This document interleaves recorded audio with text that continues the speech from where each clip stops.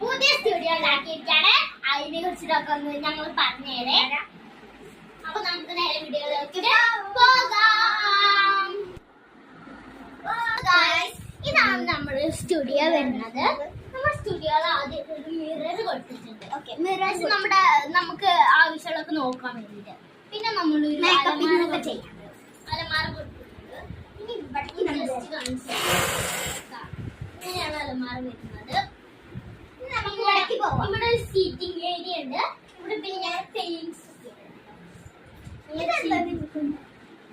ഇത് മറ്റേ ബോർഡ് ഇങ്ങനെ ഉള്ളതാണ്. അല്ലട്ടോ, അത് ഫ്യൂജബിൾ കോമിക്സ്.